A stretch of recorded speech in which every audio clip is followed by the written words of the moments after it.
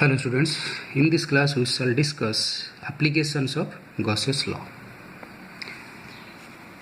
First application is field due to an infinitely long straight uniformly charged wire. You can see here, this is a wire, very long wire. Infinity means very long wire. We shall find out at any point around this charged wire the electric field. At any point. Here the point is P, any random point, and R is its distance from the conductor, charged conductor. Okay.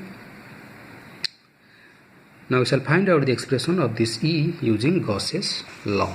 Okay. So how to find it out? Look. Okay. For this, I have drawn first the Gaussian surface. As you know, to apply the Gauss's theorem, you have to first draw the Gaussian surface or hypothetical surface. I have drawn the Gaussian surface as a cylinder here.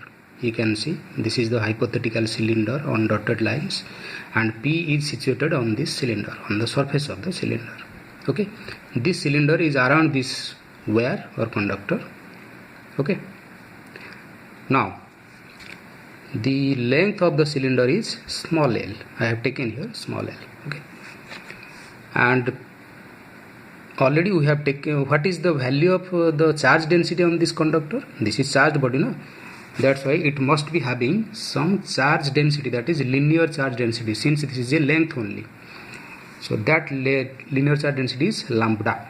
Okay, this rod is having linear charge density of lambda, that is total charge per unit length. Now, to apply the Gauss theorem, we have to first find out what is the flux through the curved surface. Here you look. Law says the total flux out of a closed hypothetical surface. That means to find out what is the flux out of the surface, you have to apply the normal formula of flux, that is E dot S. Okay. Now you can see this rod is infinite in length. That's why all the electric field lines will be in radial direction only. There will be no direction in this manner, downward or upward. You can easily see it. So all the electric fields will be in every direction around the conductor. Okay, that means flux lines will be crossing only this curved surface of the cylinder, not these flat circles on top and bottom. That's why to find out total flux out of this cylinder, we have to only consider this curved surface. Okay, so total flux is nothing but E into total surface area, that is this curved surface area. So total flux will be E, curved surface area is nothing but 2 pi RL. This is the curved surface area of a cylinder. Now, to apply the Gauss theorem, you have to find out what is the charge enclosed by the cylinder. Charge enclosed by the cylinder, what is the amount? You know that lambda is the charge density, that is charge per unit length. Then what is the charge content within this small l length? It will be simply lambda into L. Lambda into L.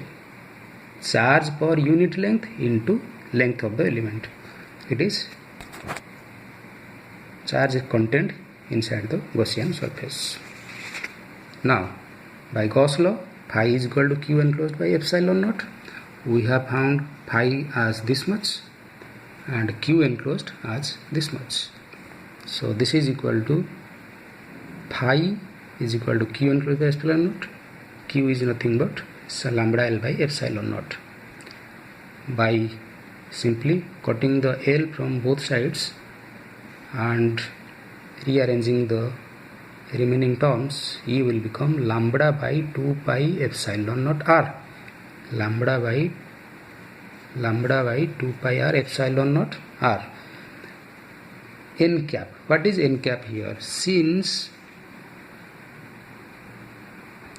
the electric field is a vector, we have to provide its direction also. Now you look at every point on this Gaussian surface, the electric field is nothing but radially outward.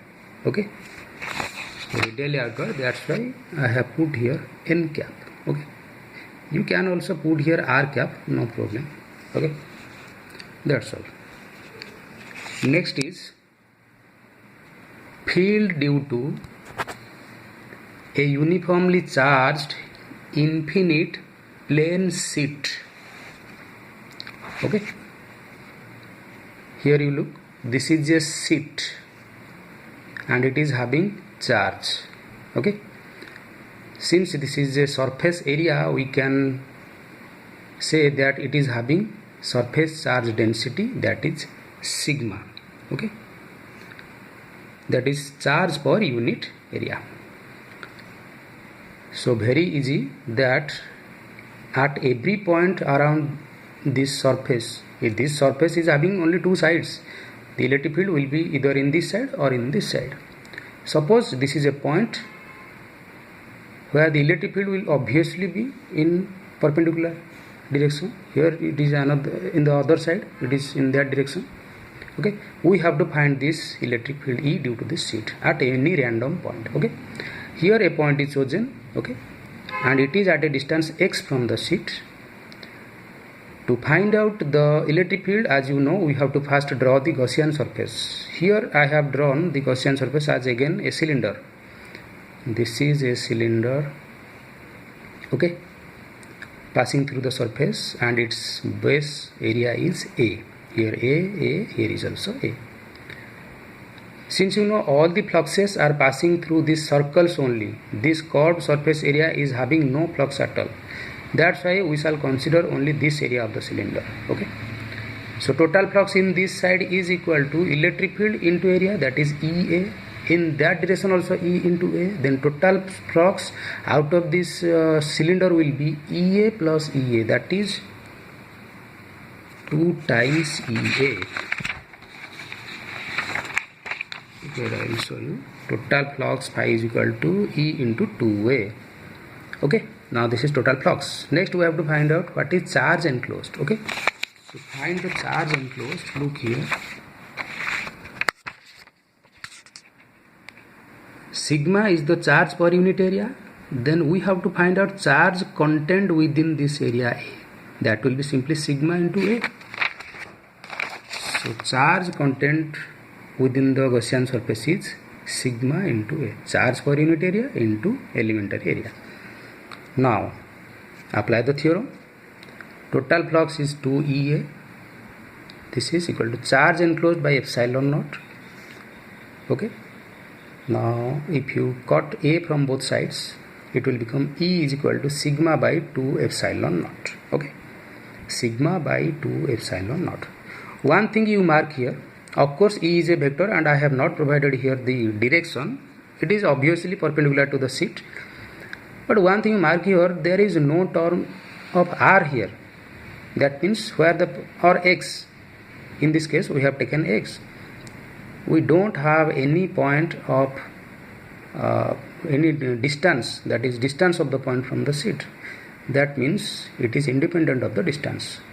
So if you take an infinitely charged surface at any point from it, at any distance from it, the electric field is always same, that is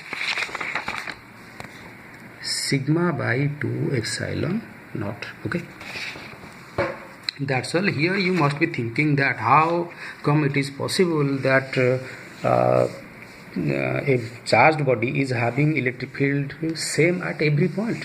One thing you must remember here, that we have already chosen the sheet to be infinite. Infinite does not mean it is infinite in area. It means it has sufficiently large area so that we can consider this distance x to be very negligible in comparison to this area. Okay, if you consider, for practical example, if you consider the surface area of earth and the height of a person or man, you can easily see the man's height is completely negligible in comparison to the earth's surface. Similar is the case here. This seat is very very large in comparison to this distance. Okay, that's all.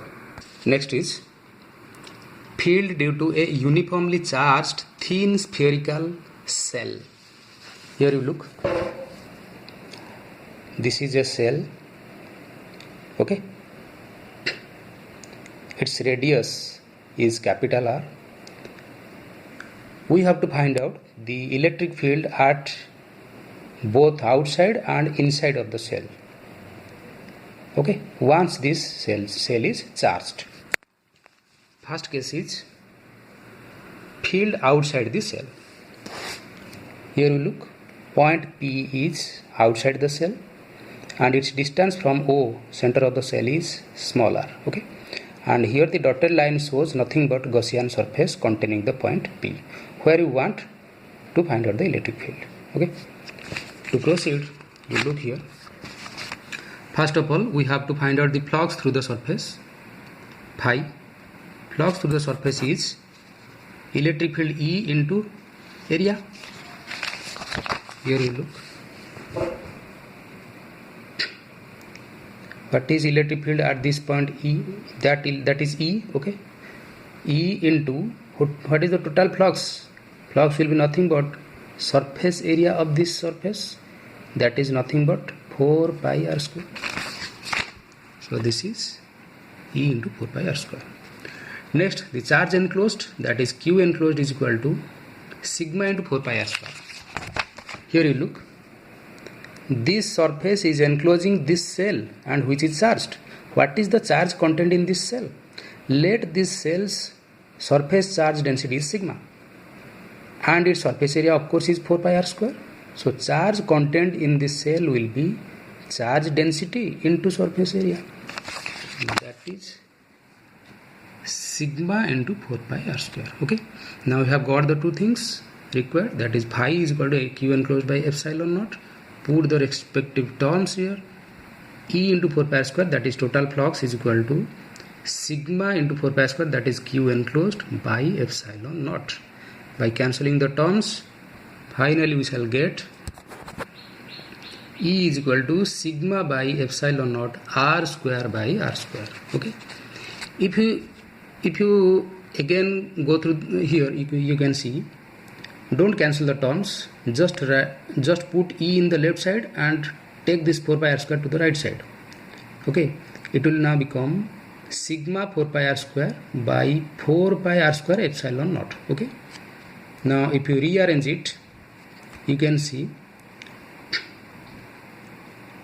sigma into 4 pi r square, we have already said that Q enclosed. Okay, what is the Q enclosed? Q enclosed is nothing but the charge on this spherical cell. Let that charge be small q. Okay, total charge on the spherical cell is small q. Then remaining terms are 4 pi epsilon naught r square. Okay, now look at this expression. It is equal to the electric field due to a point charge. If you take this q as a point charge, same is the expression for electric field. That means we can consider a spherical cell as a point charge if we are finding the electric field outside the cell. That's all. Okay, next is field inside the cell. Okay, here you look, here is the P is the point inside, its distance is r from O, and this is the cell. So to find out electric field at P, I have drawn a Gaussian surface here having radius small r. Okay, that's all. Next, to find out, first we have to, what is the flux? To find out what is flux. Flux through the Gaussian surface phi is equal to E is equal to 4 pi r square. Electric field into 4 pi r square. That is Gaussian surface area. Again, charge enclosed by the Gaussian surface is equal to 0. You can easily see here.